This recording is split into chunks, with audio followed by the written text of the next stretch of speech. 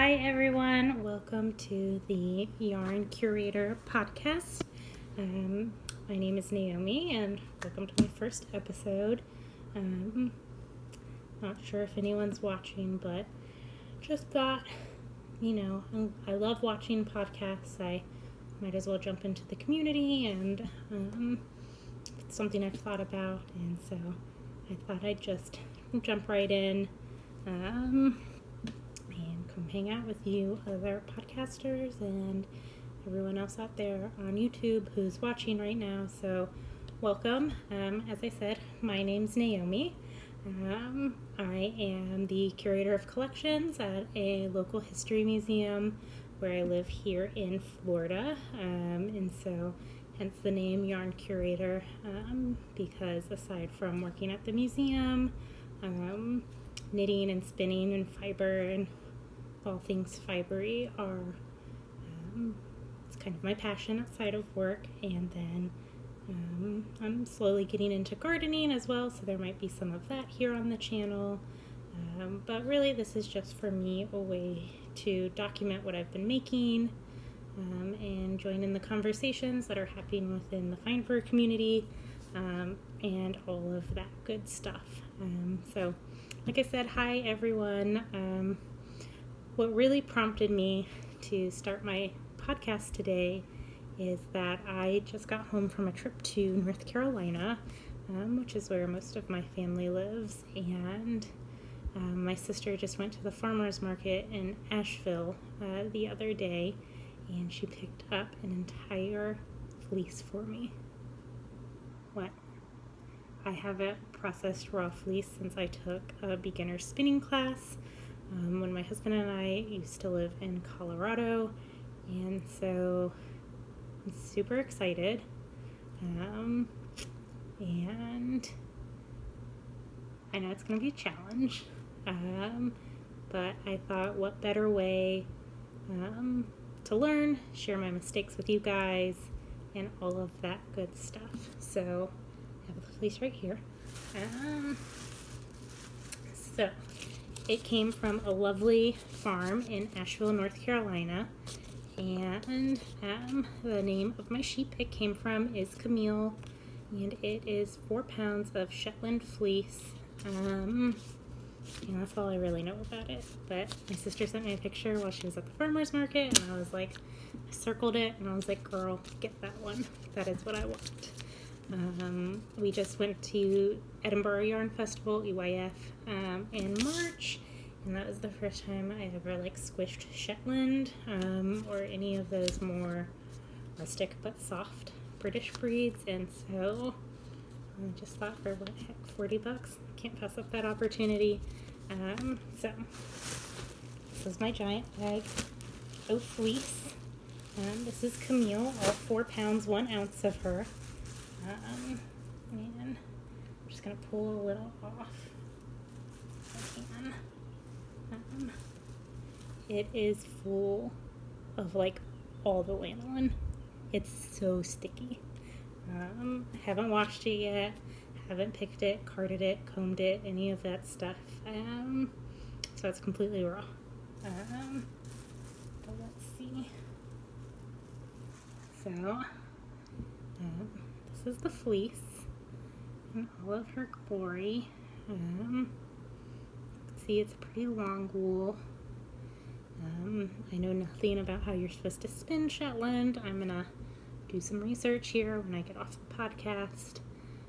And I'm probably gonna start washing it too, but it smells like a sheep, which I personally love that smell, but I know some people aren't into it. You can see there's some,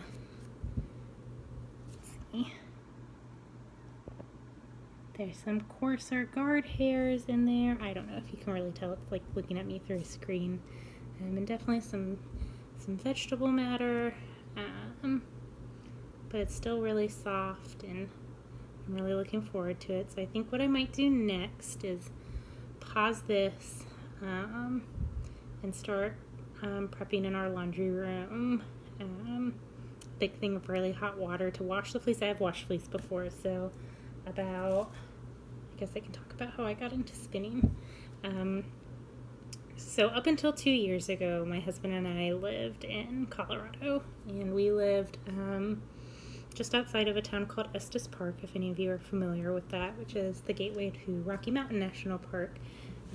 So we lived just about 20 minutes south of there in a little spit of a town called Allen's Park, which was population 500 people. It was higher elevation, it was colder, we got more snow.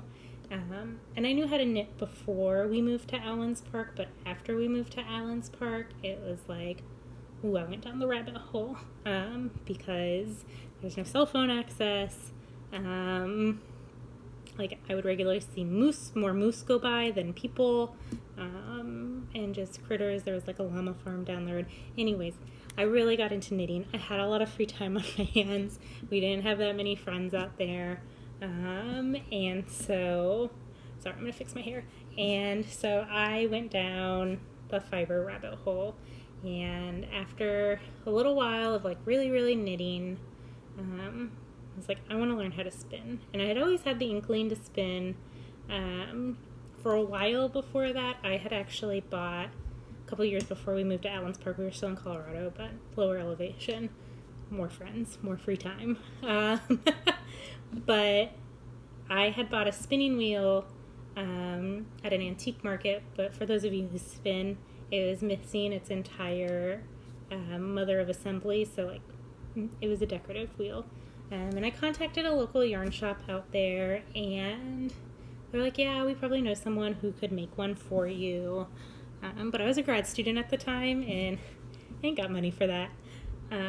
So I ended up just selling the wheel secondhand online, and I always knew, like, I wanted to learn how to spin, and I didn't realize, like, how expensive a new wheel was. And drop spindle never appealed to me, and so it's just one of those things that kind of sat on the back burner until I got my job out there in Estes, and then saved up a little money, and I was able to get a spinning wheel. So I first got a Ashford Joy, was my first wheel, and I bought that on Craigslist off of a very nice lady at a very good price. And so fiddled around, kind of taught myself what I was doing, still kind of had no clue what was going on. So I did that for about 2 months, and then I saw that a yarn shop down the mountain in Longmont offered private spinning lessons. So I signed up for one of those, and the woman gave me some pointers, and it really did change the way I spun, and things got a lot better. And then I was like, still not quite satisfied with how I'm spinning. I feel like there's just so much to learn when you spin. It's like different breeds and different ways to hold your hand and different ways to draft and how you combine the yarn, and you got to think about your finished product, but you have to build it from the beginning stage versus starting at an end. It's like, it's a lot, you guys. It's a lot, and it's overwhelming. And so I decided then to take a 6-week class with a local yarn shop in Boulder. I know, I was driving all over the place for yarn, but it was at a place called Shuttles, Spindles, and Skeins, and I was lucky enough to learn from a woman named Maggie Casey, who has wrote spinning books. She writes articles for Interweave. She's kind of hot shit in the spinning community, not to brag. But I thought it was really cool. I was like, okay, I'm going to learn from a person. So the way Maggie taught her class is we all got a pound of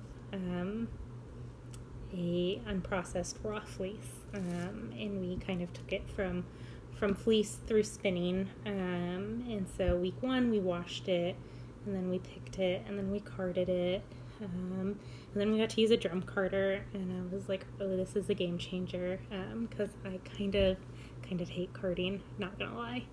I'm just so impatient when it comes to that.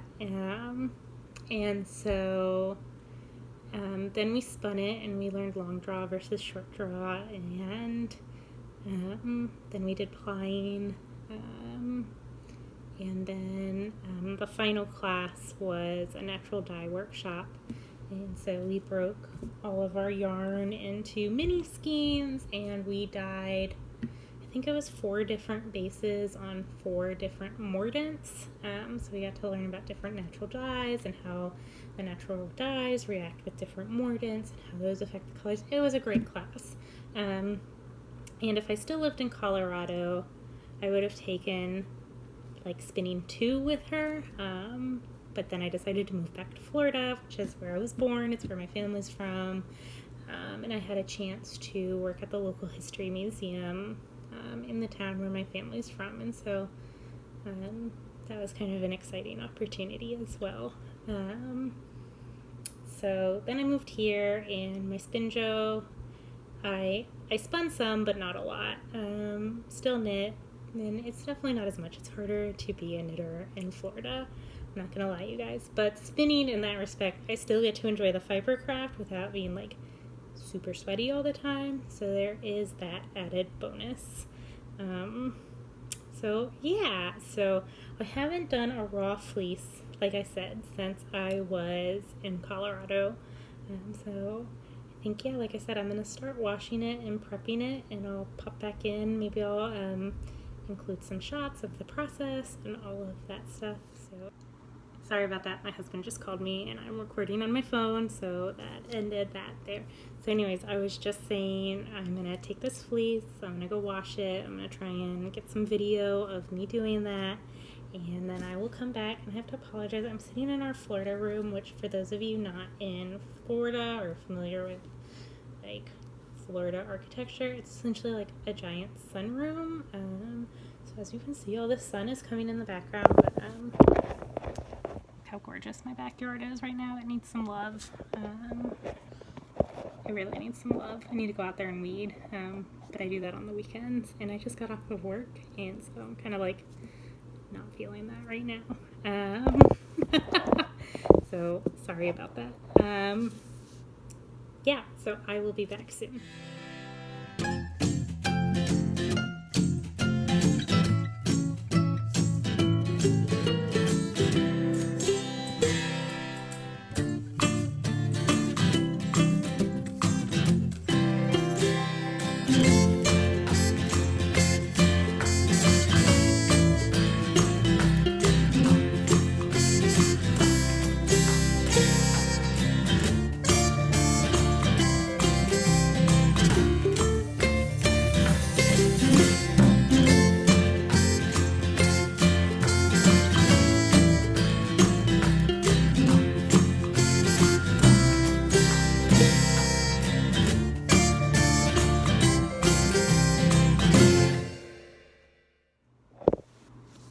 Alright, you guys, I got my fleece soaking, and I'm going to wash it, but while that's going on, I thought I would share some fiber that I have set aside for future spinning projects and that sort of thing. So I'm just going to be grabbing them, so if I'm like moving around in the frame a lot, I'm sorry. I'll get better at this. We will learn. We'll go through it together. It's all good. So first up, I have 2 of these gorgeous braids. So these are 2 braids that my sister picked up. Once again, fabulous sister. She lives in like the foothills / right up against the mountains in North Carolina. So she's surrounded by a lot of like great farms. She's near a mill. There's Fort Asheville's 45 minutes away, so they have like farmers markets, and SAF happens out there, the Southeastern Animal and Fiber Fair, which I'm going to hopefully go to later this year. I haven't been able to go in the past because it's the same weekend as a fundraiser we have at work, but I requested that weekend off this year, so hopefully my boss lets me not go to our fundraiser. It'll be fine without me. The last 2 years I've also opened an exhibit in conjunction with our fundraiser, and there are no plans to open an exhibit this year. I mean, I have plans to do the exhibit, it just doesn't coincide with our fundraiser. So anyways, I digress. These are 2 4-ounce braids, and they are 80-10-10 blends, so 80 Targhee, 10 bamboo, and 10 silk. So for those of you who don't know, Targhee is like one of my all-time favorite fibers to spin. A, because it's affordable, and B, because it's the American like merino. For those of you who don't know about that fiber, it was invented, the breeders cultivated that breed specifically so it would be like the American answer to merino wool. Super soft. It has a really low micron count. It's a North American breed, and it is affordable. It's one of my favorite things about it. Okay guys, I work for a museum. I work for a nonprofit. I'm the primary breadwinner for my family, which is just my husband and I. But knitting and spinning and this whole community can be pretty damn expensive. And so being able to find affordable solutions is great. It is right up my alley. So anyways, this is by a company called Gail's Art, right there. And it's this really pretty purple and tealy blues and kind of more periwinkles. So what I think I'm going to do, actually I don't know what I'm going to do. I might try and do it so it's kind of like a self-striping and really concentrate on spinning these color blocks together and doing that with each braid and then plying them together. I don't know. I'm still learning. Like I said, we're going to figure this out on here together. I don't claim to be an expert. For me, spinning is really about the process, and then I kind of figure out what to do with the yarn afterwards. That is something I'm trying to get better about, so it seems less wasteful, because I honestly end up gifting a lot of my hand spun, but I have knit things with it. But I do want to be able to maybe do like a nice fingering weight and have enough for socks, even though I hate knitting socks. Yeah, we'll see. So these have been sitting on my nightstand because I want to spin them. And one of the only reasons I worry about doing this as a 2-ply self-striping or something to that effect is this one looks a little bit more heavily dyed than this one. The dye looks a little bit less saturated than this one. If I hold them up side by side, you can see this one's the dye was a little heavier handed with this one than this one, but we'll see. This one's gorgeous. If it does just a lovely Barber pole effect the whole time, I'll be happy. I love that. I think it's gorgeous. So that's this. So there's those, and then so while I was at EYF, I went to the John Arbin booth, and I already spun all my fiber I bought at the John Arbin booth, but it was a dream to spin with. Oh my god, you guys, it was like butter in my hands, and it's one of the most enjoyable spins I've had in a really long time. I actually have some that I applied on my wheel over there that I've just been letting rest before I skein it up, which maybe I'll show you the bobbin in a minute.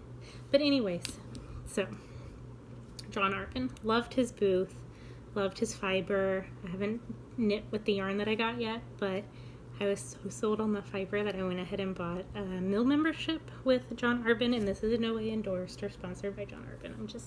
So anyways, my mill membership came in this weekend after I was there. So when you join the mill, you get 200 grams of fiber or 200 grams of yarn and a mini skein and a copy of the annual in this cute little project bag. So I got 200 grams of this Polworth top. Nothing special to look at. Undyed fiber. I've never spun with 100% Polworth before, so that'll be an interesting spin. I'll let you know how it goes. I have spun a Polworth silk blend, and that was really nice. I've since gifted that yarn to my sister. She gets a lot of my hand spun. Her and my mom get most of it. And since this is undyed, I've been saving a ton of avocado pits, and then I also have a jar of dried hibiscus leaves, and so I'm might do some natural dye with these. I don't know, we'll see. I gotta do a little more research. It's been a long time. So that's that. And then this is, you guys, purple is like my favorite color. So I got this gorgeous little mini skein as well. And it is just, it's just beautiful. And this is, it does not tell what the fiber content is, but it's a knit by numbers knit mini, and I think those are 100% merino if I remember correctly. So if you like to spin, if you like knitting, check out John Arbin. His stuff is gorgeous. And check out the Mill membership, because sometimes they have tops and fibers that only members can see. I'm actually going to go grab my John Arbin. I'll be right back. Alright guys, I'm back. So, this is my bobbin of some finished yarn from John Arbin. And as you can see, it's this gorgeous kind of purple, blue, like a dark amethysty purple blue. I'm not sure how well the colors coming through.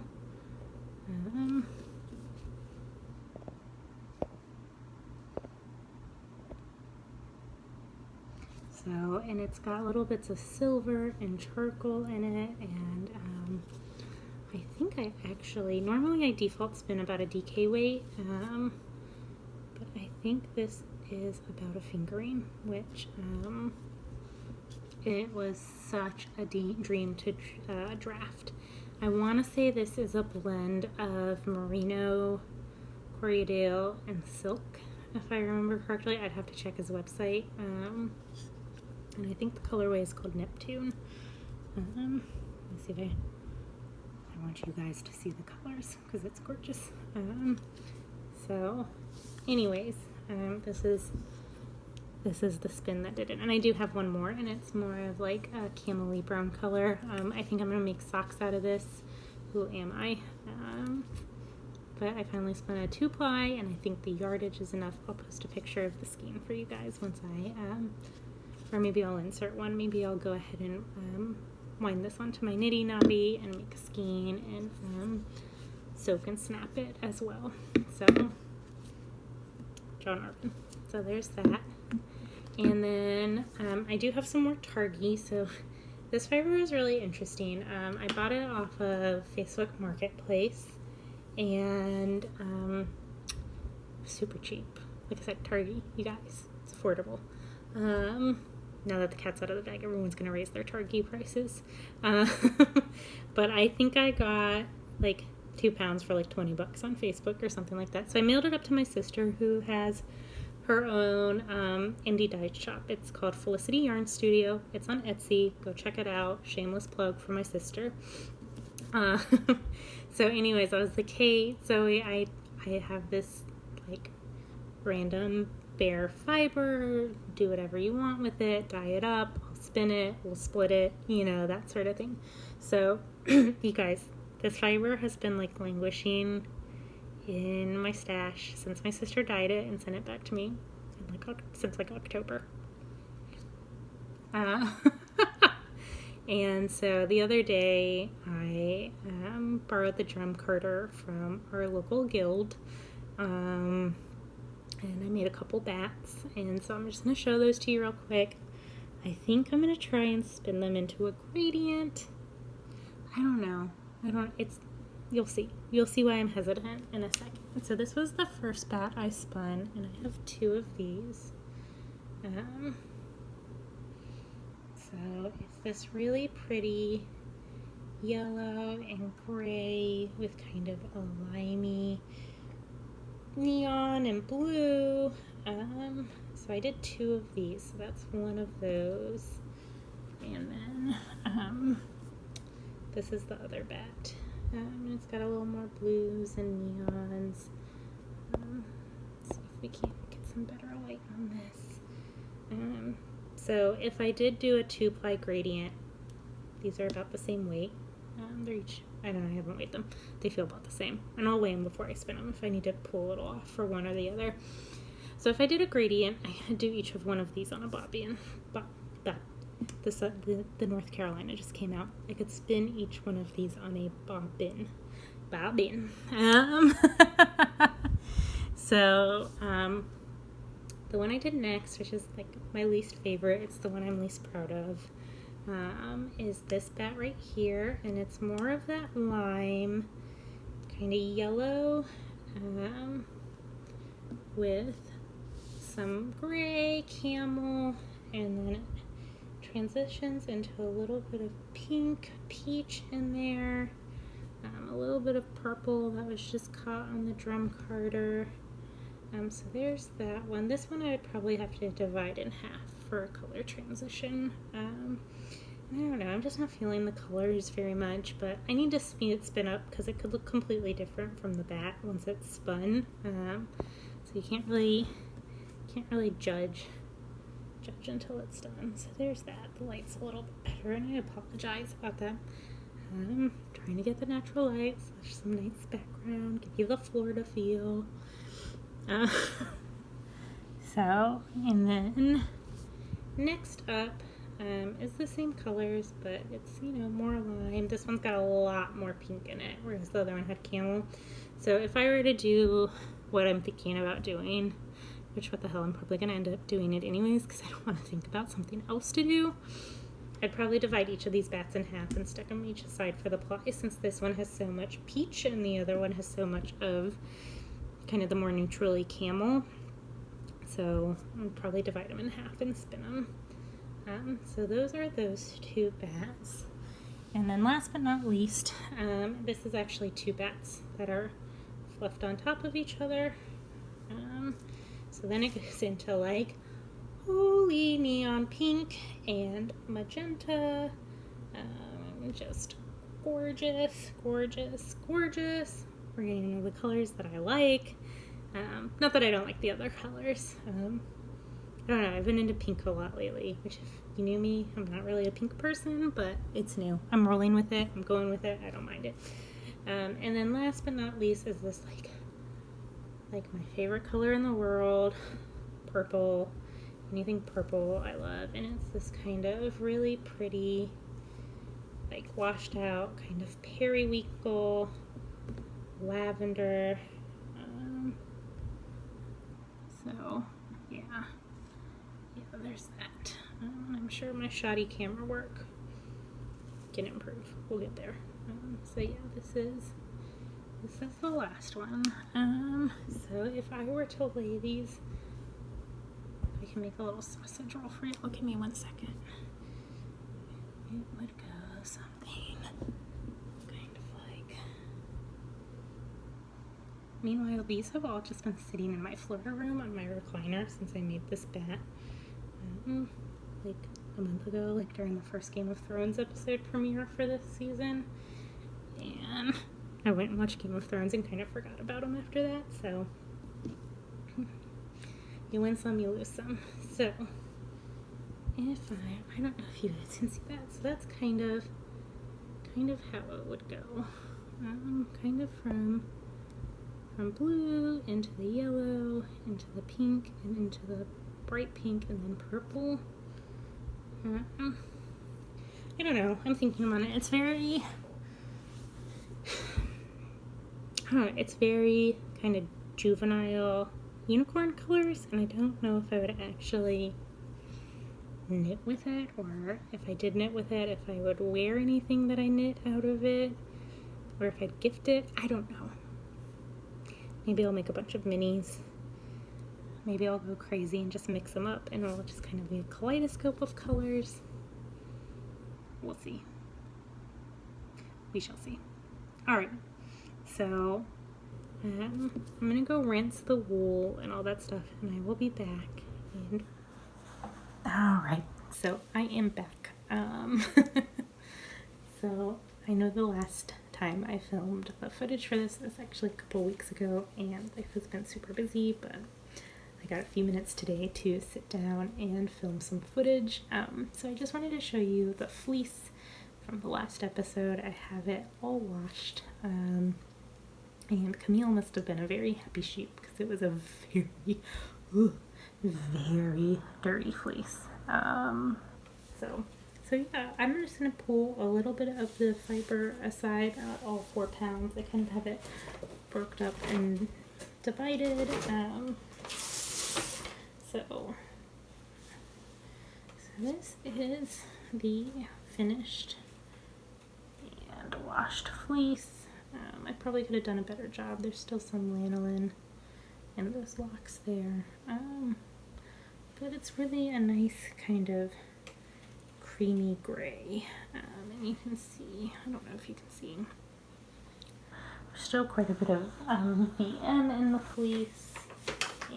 And there are sections that are white. I'm trying to find a good chunk to show you.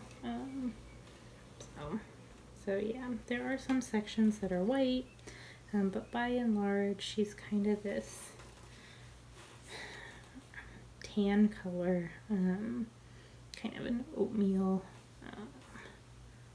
So yeah, I just got a drum carder. So what I'm probably gonna do is go ahead and tease all this, try and knock some of the VM out, fluff it out, and then run it all through the drum carder. I might go the extra step of dizzing it. We'll see. And then I want to spin it for Tour de Fleece, which is coming up.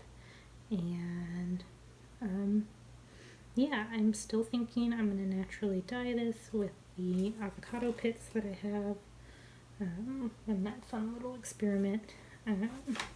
So yeah, this is the finished fleece.